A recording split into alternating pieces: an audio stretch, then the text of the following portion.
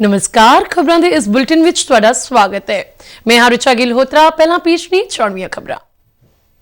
प्रधानमंत्री नरेंद्र मोदी एक दिना गुजरात दौरे दौरान 55,500 करोड़ रुपए के विकास प्रोजेक्टां का उद्घाटन करेंगे और नींह पत्थर रखेंगे।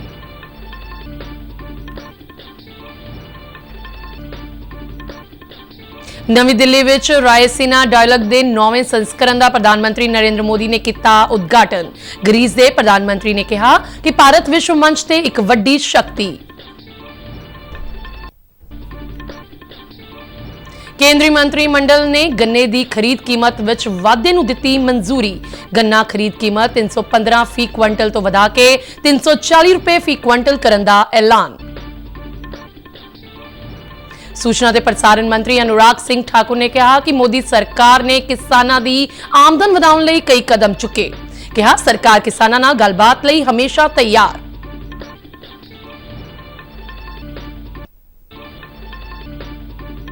श्री गुरु रविदास महाराज जी दा प्रकाश पुरब मनाउण लई बेगमपुरा एक्सप्रेस जलंधर स्टेशन तो वाराणसी लई रवाना। ते हुण खबरां विस्तार नाल। प्रधानमंत्री नरेंद्र मोदी आज गुजरात विच 55,500 करोड़ रुपए के विकास प्रोजेक्टां का उद्घाटन करेंगे और नींह पत्थर रखणगे। अपने एक दिना गुजरात दौरे दौरान प्रधानमंत्री अहमदाबाद, महिसाना और नवसारी विच करवाए जाने वाले समागमां विच हिस्सा लैणगे।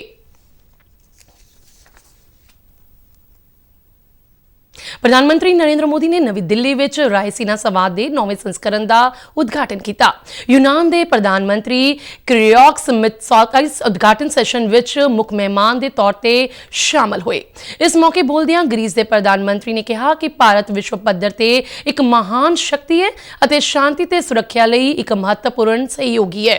उन्होंने कहा कि भारत G20 संगठन विच एक उभरदी शक्ति है और पानी तब्दीली विरुद्ध लड़ाई विच भी एक मोरी देश है।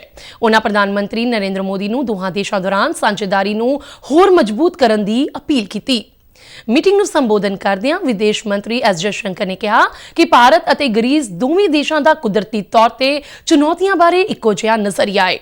उन्होंने कहा कि जिवें ही भारत विदेशों में अपनी पहुंच नूं मजबूत करता है, ग्रीस एक अनुकूल मंजिल विचों उभरता है। डॉक्टर जयशंकर ने कहा कि भारत ग्रीस भाईवाली नूं भू-मध्य सागर खेतर विच एक बुनियाद वजों काम करेगी। Focused on enhancing the linkage between two global economic centers, India and Europe. The IMEC corridor, as Prime Minister Mitsotakis pointed out, holds particular importance in this regard. केंद्रीय मंत्रिमंडल ने गन्ने की खरीद कीमत यानी FRP विच वाधे नूं मंजूरी दे दी है। केंद्रीय मंत्री अनुराग सिंह ठाकुर ने कैबिनेट के फैसलों बारे जानकारी देंदे दस्सिया कि गन्ना खरीद की कीमत नूं 315 रुपए फी क्विंटल तो वधा के 340 रुपए फी क्विंटल करन नूं मंजूरी दी गई है। उन्होंने कहा कि जे गन्ने की पूरी दुनिया विच सब तो वध कीमत दी जा रही है तो वह भारत विच ही दी जा रही है। 2024-25 के लिए 340 रुपए प्रति क्विंटल मूल्य निर्धारित किए जाने का निर्णय किया गया है। पिछले वर्ष यानी कि 2023-24 में FRP जो था, जो इसकी उचित मूल्य था, वो पिछले साल 315 रुपए था, जो बढ़कर इस साल 340 रुपए प्रति क्विंटल कर दिया गया है। ये 340 रुपए प्रति क्विंटल का मूल्य चीनी की लगभग 10.25% रिकवरी के रेट के लिए मिलेगा और प्रति 0.1% एक्स्ट्रा रिकवरी पर 3 रुपए 32 पैसे प्रति क्विंटल का अतिरिक्त प्रीमियम मिलेगा। सूचना ते प्रसारण मंत्री अनुराग सिंह ठाकुर ने कहा है कि मोदी सरकार ने किसानों की आमदन वधाउण लई कई कदम चुके ने। नवी दिल्ली विच पत्रकारां नाल गलबात दौरान उन्होंने कहा कि सरकार ने घट्टो-घट्ट समर्थन मुल वधाउण दे नाल खरीद विच भी भारी वाधा कीता है। ठाकुर ने कहा है कि मोदी सरकार ने पिछले 10 सालों में कणक, झोना, तेल, बीजां अते दालां दी खरीद ते 18.39 लाख करोड़ रुपए खर्च किए ने, जबकि यूपीए सरकार ने सिर्फ 5.5 लाख करोड़ रुपए खर्च किए सन।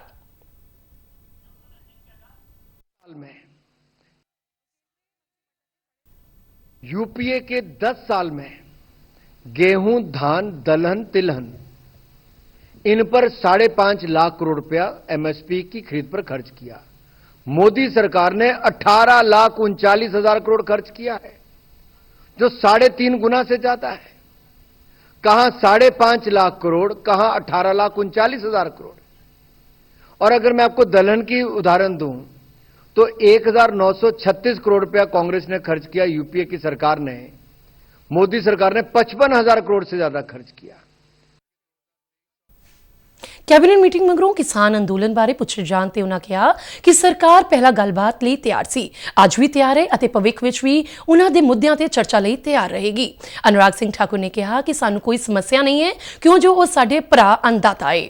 ਕਿਸਾਨਾਂ ਦੀ ਆਮਦਨੀ ਦੁੱਗਣੀ ਕਰਨ ਅਤੇ ਖੇਤੀਬਾੜੀ ਤੇ ਸਹਾਇਕ ਧੰਦਿਆਂ ਵਿੱਚ ਉੱਚ ਵਿਕਾਸ ਹਾਸਲ ਕਰਨ ਲਈ ਮੋਦੀ ਸਰਕਾਰ ਦੀਆਂ ਵੱਖ-ਵੱਖ ਯੋਜਨਾਵਾਂ ਦੀ ਰੂਪਰੇਖਾ ਵੀ ਪੇਸ਼ ਕੀਤੀ। ਕੇਂਦਰੀ ਖੇਤੀਬਾੜੀ ਮੰਤਰੀ ਅਰਜੁਨ ਮੁੰਡਾ ਨੇ ਕਿਹਾ ਕਿ ਅਸੀਂ ਚੰਗਾ ਕਰਨਾ ਚਾਹੁੰਦੇ ਹਾਂ ਅਤੇ ਇਸ ਦੇ ਲਈ ਕਈ ਸੁਝਾਅ ਆ ਰਹੇ ਨੇ। ਚੰਗੇ ਸੁਝਾਵਾਂ ਦਾ ਹਮੇਸ਼ਾ ਸਵਾਗਤ ਹੈ, ਪਰ ਉਹ ਸੁਝਾਅ ਸਾਰਿਆਂ ਲਈ ਕਿਵੇਂ ਲਾਭਦਾਇਕ ਹੋ ਸਕਦੇ ਨੇ?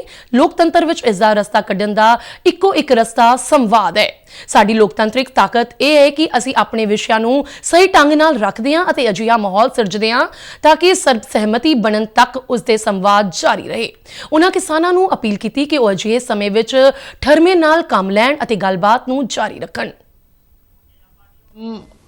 अच्छा करना चाहते हैं और अच्छा के लिए कई सुझाव आ सकते हैं और अच्छे सुझाव का हम हमेशा स्वागत करते हैं, लेकिन उन सुझावों को हम कैसे ये ध्यान में रखते हुए कि वो सुझाव सबके लिए हितकारी कैसे हो, इसके लिए रास्ता निकालने का एकमात्र जो सबसे बड़ी ताकत है लोकतंत्र में वो संवाद का। उसके माध्यम से और मैं कहूँगा कि मैं जैसे पहले हमने बातचीत किया है, समाधान ना निकला हो, मैं मानता हूँ कि कुछ लोगों की इसमें सहमति नहीं है, नाराजगी है या कुछ भी हो, लेकिन हमें इसमें संयमता के साथ इस बात को ध्यान में रखते हुए कि हम ऐसे समस्या या ऐसे विषय या ऐसे सुझाव को हम एक रचनात्मक दृष्टि से देखते हुए हम ध्यान में रखें और कोशिश ये करें, और हम जब इसमें लगातार इस तरीके से चर्चा करेंगे तो आगे हम बढ़ेंगे, क्योंकि हमारी लोकतांत्रिक ਇੱਕ ਸੋਸ਼ਲ ਮੀਡੀਆ ਪੋਸਟ ਵਿੱਚ ਕੇਂਦਰੀ ਮੰਤਰੀ ਨੇ ਕਿਹਾ ਕਿ ਸਰਕਾਰ ਚੌਥੇ ਦੌਰ ਤੋਂ ਬਾਅਦ ਪੰਜਵੇਂ ਗੇੜ ਵਿੱਚ ਸਾਰੇ ਮੁੱਦਿਆਂ ਤੇ ਚਰਚਾ ਲਈ ਤਿਆਰ ਹੈ। ਨਵੀਂ ਦਿੱਲੀ ਤੋਂ ਜਾਰੀ ਇੱਕ ਬਿਆਨ ਵਿੱਚ ਉਹਨਾਂ ਕਿਹਾ ਕਿ ਸਰਕਾਰ ਐਮਐਸਪੀ ਦੀ ਮੰਗ, ਫਸਲੀ ਵਿਭਿੰਨਤਾ, ਪਰਾਲੀ ਦੇ ਮੁੱਦੇ ਅਤੇ ਐਫਆਈਆਰ ਬਾਰੇ ਗੱਲਬਾਤ ਲਈ ਤਿਆਰ ਹੈ। ਉਹਨਾਂ ਕਿਹਾ ਇੱਕ ਵਾਰ ਫਿਰ ਕਿਸਾਨ ਆਗੂਆਂ ਨੂੰ ਚਰਚਾ ਲਈ ਸੱਦਾ ਦਿੱਤਾ ਅਤੇ ਕਿਹਾ ਕਿ ਸ਼ਾਂਤੀ ਬਣਾ ਕੇ ਰੱਖਣਾ ਜ਼ਰੂਰੀ ਹੈ। ਪੰਜਾਬ ਕਿਸਾਨ ਮਜ਼ਦੂਰ ਸੰਘਰਸ਼ ਕਮੇਟੀ ਦੇ ਮੁਖੀ ਸਰਵਨ ਸਿੰਘ ਪੰਦੇਰ ਨੇ ਸ਼ੰਭੂ ਬਾਰਡਰ ਤੇ ਸਰਕਾਰਾਂ ਨਾਲ ਗੱਲਬਾਤ ਕਰਦਿਆਂ ਕਿਹਾ ਕਿ ਦਿੱਲੀ ਵੱਲ ਕੂਚ ਕਰਨ ਸੰਬੰਧੀ ਮਾਰਚ 2 ਦਿਨਾਂ ਲਈ ਰੋਕ ਦਿੱਤਾ ਗਿਆ ਹੈ। ਕਿਸਾਨਾਂ ਵੱਲੋਂ ਭਵਿੱਖ ਦੀ ਰਣਨੀਤੀ ਦਾ ਐਲਾਨ 2 ਦਿਨਾਂ ਬਾਅਦ ਕੀਤਾ ਜਾਵੇਗਾ। ਨੀਤੀ ਅਗਲੇ 2 ਦਿਨਾਂ ਚ ਸਪਸ਼ਟ ਕਰਾਂਗੇ। ਅਜੇ ਖਨੌਰੀ ਵਾਲੀ ਸਾਰੀ ਘਟਨਾ ਦਾ ਜਾਇਜ਼ਾ ਲੈ 2 ਦਿਨ ਦਿੱਲੀ ਕੂਚ ਵਾਲੇ ਮਸਲੇ ਤੇ ਸਟੇ ਹੋਊਗਾ, ਠੀਕ ਆ, ਉਹਦੇ ਵਿੱਚ ਗਾਹਾਂ ਕੀ ਫੈਸਲਾ ਲੈਣਾ ਲਿਆਂਗੇ। ਕੇਂਦਰੀ ਸਿੱਖਿਆ ਮੰਤਰੀ ਧਰਮਿੰਦਰ ਪ੍ਰਧਾਨ ਨੇ ਕੁੱਲ ਹਿੰਦ ਮੈਨੇਜਮੈਂਟ ਐਸੋਸੀਏਸ਼ਨ ਦੇ 68ਵੇਂ ਸਥਾਪਨਾ ਦਿਵਸ ਅਤੇ 18ਵੇਂ ਕੌਮੀ ਪ੍ਰਬੰਧਨ ਦਿਵਸ ਨੂੰ ਨਵੀਂ ਦਿੱਲੀ ਵਿੱਚ ਸੰਬੋਧਨ ਕਰਦਿਆਂ ਕਿਹਾ ਕਿ ਭਾਰਤ ਦਾ 2027 ਤੱਕ ਤੀਜਾ ਸਭ ਤੋਂ ਵੱਡਾ ਅਰਥਚਾਰਾ ਬਣਨਾ ਤੈਅ ਹੈ ਅਤੇ ਇਸ ਨਾਲ ਵੱਡੇ ਮੌਕੇ ਸਾਹਮਣੇ ਖੁੱਲਣਗੇ। ਧਰਮਿੰਦਰ ਪ੍ਰਧਾਨ ਨੇ ਕਿਹਾ ਕਿ ਭਾਰਤ ਦੇ ਸਾਹਮਣੇ ਚੁਣੌਤੀਆਂ ਇਨ੍ਹਾਂ ਮੌਕਿਆਂ ਨੂੰ ਖੋਲ੍ਹਣ ਲਈ ਰੋਡ ਮੈਪ ਬਣਾਉਣ ਅਤੇ ਵਿਕਸਿਤ ਭਾਰਤ ਨੂੰ ਸਾਕਾਰ ਕਰਨ ਦੀ ਹੈ।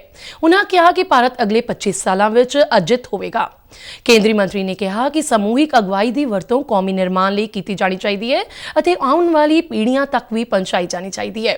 ਉਨ੍ਹਾਂ ਉਦਯੋਗ ਖੇਤਰ ਦੀਆਂ ਸਾਰੀਆਂ ਉੱਘੀਆਂ ਸ਼ਖਸੀਅਤਾਂ ਨੂੰ ਵਧਾਈ ਦਿੱਤੀ ਜਿਨ੍ਹਾਂ ਨੇ ਪ੍ਰਬੰਧਨ, ਉੱਤਮਤਾ, ਲੋਕ ਸੇਵਾ ਅਤੇ ਸੋਚ ਵਾਲੀ ਅਗਵਾਈ ਲਈ ਪੁਰਸਕਾਰ ਹਾਸਲ ਕੀਤੇ ਨੇ। ਸਾਬਕਾ ਰਾਸ਼ਟਰਪਤੀ ਰਾਮਨਾਥ ਕੋਵਿੰਦ ਦੀ ਪ੍ਰਧਾਨਗੀ ਹੇਠ ਵਨ ਨੇਸ਼ਨ ਵਨ ਇਲੈਕਸ਼ਨ ਤੇ ਗਠਿਤ ਉੱਚ ਪੱਧਰੀ ਕਮੇਟੀ ਦੀ ਨਵੀਂ ਦਿੱਲੀ ਵਿੱਚ ਮੀਟਿੰਗ ਹੋਈ। ਕੇਂਦਰੀ ਗ੍ਰਹਿ ਮੰਤਰੀ ਅਮਿਤ ਸ਼ਾਹ, ਰਾਜ ਸਭਾ ਵਿੱਚ ਵਿਰੋਧੀ ਧਿਰ ਦੇ ਸਾਬਕਾ ਆਗੂ ਗੁਲਾਮ ਨਬੀ ਆਜ਼ਾਦ, 15ਵੇਂ ਵਿੱਤ ਕਮਿਸ਼ਨ ਦੇ ਸਾਬਕਾ ਚੇਅਰਮੈਨ NK ਸਿੰਘ, ਲੋਕ ਸਭਾ ਦੇ ਸਾਬਕਾ ਸਕੱਤਰ ਜਨਰਲ ਡਾਕਟਰ ਸੁਭਾਸ਼ ਸੀ ਕਸ਼ਯਪ ਅਤੇ ਵਿਜੀਲੈਂਸ ਕਮਿਸ਼ਨ ਦੇ ਸਾਬਕਾ ਚੇਅਰਮੈਨ ਸੰਜੇ ਕੋਠਾਰੀ ਬੈਠਕ ਵਿੱਚ ਮੌਜੂਦ ਸਨ। ਮੀਟਿੰਗ ਦੌਰਾਨ ਉੱਚ ਪੱਧਰੀ ਕਮੇਟੀ ਵੱਲੋਂ ਇਸ ਵਿਸ਼ੇ ਨਾਲ ਸੰਬੰਧਿਤ ਵੱਖ-ਵੱਖ ਸਰਗਰਮੀਆਂ ਦੀ ਸਮੀਖਿਆ ਕੀਤੀ ਗਈ। नेहरू युवा केंद्र शहीद भगत सिंह नगर ਅਤੇ ਬਾਬਾ ਜੀਵਨ ਸਿੰਘ ਵੈਲਫੇਅਰ ਯੂਥ ਕਲੱਬ ਵੱਲੋਂ ਐਸਐਮ ਕਾਲਜ ਬੰਗਾ ਵਿਖੇ ਵੋਟਰ ਜਾਗਰੂਕਤਾ ਮੁਹਿੰਮ ਚਲਾਈ ਗਈ। ਇਸ ਮੌਕੇ ਕਾਲਜ ਪ੍ਰਿੰਸੀਪਲ ਤਰਸੇਮ ਸਿੰਘ ਪਿੰਡਰ ਨੇ ਵਿਦਿਆਰਥੀਆਂ ਨੂੰ ਸੰਬੋਧਨ ਕਰਦਿਆਂ ਕਿਹਾ ਕਿ ਦੇਸ਼ ਦੇ ਚੰਗੇ ਨਾਗਰਿਕ ਹੋਣ ਦੇ ਨਾਤੇ ਆਪਣੀ ਵੋਟ ਦੀ ਸੁਚੱਜੀ ਵਰਤੋਂ ਕਰਨੀ ਚਾਹੀਦੀ ਹੈ ਤੇ ਦੇਸ਼ ਨੂੰ ਅੱਗੇ ਲੈ ਕੇ ਜਾਣ ਵਿੱਚ ਸਹਿਯੋਗ ਦੇਣਾ ਚਾਹੀਦਾ ਹੈ। ਜ਼ਿਲ੍ਹਾ ਸਵੀਪ ਨੋਡਲ ਅਫਸਰ ਸਤਨਾਮ ਸਿੰਘ ਅਤੇ BLO ਗੁਰਮੀਤ ਸਿੰਘ ਨੇ ਵਿਦਿਆਰਥੀਆਂ ਨੂੰ ਵੋਟਰ ਰਜਿਸਟ੍ਰੇਸ਼ਨ ਬਾਰੇ ਜਾਣਕਾਰੀ ਦਿੱਤੀ। ਇਸ ਮੌਕੇ ਵੋਟਰ ਜਾਗਰੂਕਤਾ ਡਰਾਇੰਗ ਮੁਕਾਬਲੇ ਕਰਵਾਏ ਗਏ। श्री गुरु रविदास महाराज जी का 647वां प्रकाश पुरब मनाउण लई जलंधर शहर के रेलवे स्टेशन तो जन्म अस्थान वाराणसी लई बेगमपुरा एक्सप्रेस गुरु रविदास जी के जयकारियां की गूंज नाल रवाना हुई। हज़ारां की गिनती विच रेलवे स्टेशन के बाहर इकत्तर हुई संगत ने जयकारियां की गूंज च डेरा सचखंड बला दे गद्दी नशीन संत निरंजन दास जी कोलों आशीर्वाद लिया। इस रेल गड्डी राही 1584 श्रद्धालु रवाना हुए। यह रेल गड्डी 23 फरवरी नूं वाराणसी पुजेगी। 24 फरवरी ਨੂੰ ਸੰਗਤਾਂ ਸ਼੍ਰੀ ਗੁਰੂ ਰਵਿਦਾਸ ਜੀ ਦਾ ਪ੍ਰਕਾਸ਼ ਪੁਰਬ ਮਨਾਉਣ ਉਪਰੰਤ 26 ਫਰਵਰੀ ਨੂੰ ਵਾਪਸ ਜਲੰਧਰ ਪਰਤਣਗੀਆਂ। ਸਥਾਨਕ ਸਰਕਾਰਾਂ ਬਾਰੇ ਮੰਤਰੀ ਬਲਕਾਰ ਸਿੰਘ ਅਤੇ ਸੰਸਦ ਮੈਂਬਰ ਸੁਸ਼ੀਲ ਰਿੰਕੂ ਨੇ ਇਸ ਰੇਲ ਗੱਡੀ ਨੂੰ ਹਰੀ ਝੰਡੀ ਦਿਖਾ ਕੇ ਰਵਾਨਾ ਕੀਤਾ। ਇਸ ਮੌਕੇ ਵੱਖ-ਵੱਖ ਸਮਾਜਿਕ, ਧਾਰਮਿਕ, ਸਿਆਸੀ ਅਤੇ ਹੋਰ ਵਰਗਾਂ ਨਾਲ ਸੰਬੰਧਿਤ ਪਤਵੰਤੇ ਸੱਜਣ ਹਾਜ਼ਰ ਰਹੇ। ਖਬਰਾਂ ਦੇ ਬੁਲੇਟਿਨ ਸਾਡੇ ਦਰਸ਼ਕ RN UDD ਕੇ ਜਲੰਧਰ ਦੇ YouTube ਚੈਨਲ, Facebook ਪੇਜ ਅਤੇ ਸੋਸ਼ਲ ਮੀਡੀਆ ਪਲੇਟਫਾਰਮ X ਤੇ ਵੀ ਦੇਖ ਸਕਦੇ ਨੇ। ਬੁਲੇਟਿਨ ਦੇ ਅਖੀਰ ਵਿੱਚ ਚੌਣਵੀਆਂ ਖਬਰਾਂ ਇੱਕ ਵਾਰ ਫਿਰ ਤੋਂ। प्रधानमंत्री नरेंद्र मोदी एक दिना गुजरात दौरे दौरान 55,500 करोड़ रुपए के विकास प्रोजेक्टों का उद्घाटन करेंगे और नींह पत्थर रखेंगे।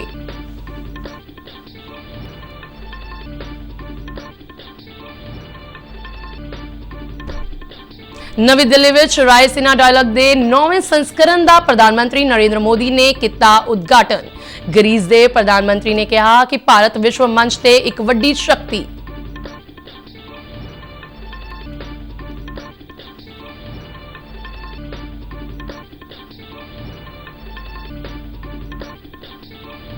केंद्रीय मंत्रिमंडल ने गन्ने की खरीद कीमत विच वाधे नूं दित्ती मंजूरी।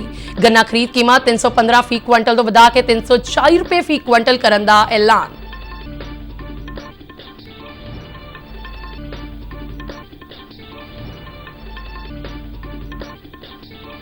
सूचना ते प्रसारण मंत्री अनुराग सिंह ठाकुर ने कहा कि मोदी सरकार ने किसानां दी आमदन वधाउण लई कई कदम चुके। कहा सरकार किसानां नाल गलबात लई हमेशा तैयार।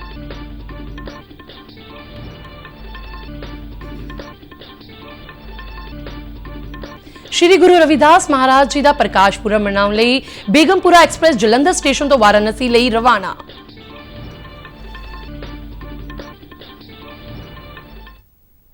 ते इस दे नाल ही खबरां दा बुलेटिन खत्म हुंदा है। इजाजत दिओ, नमस्कार।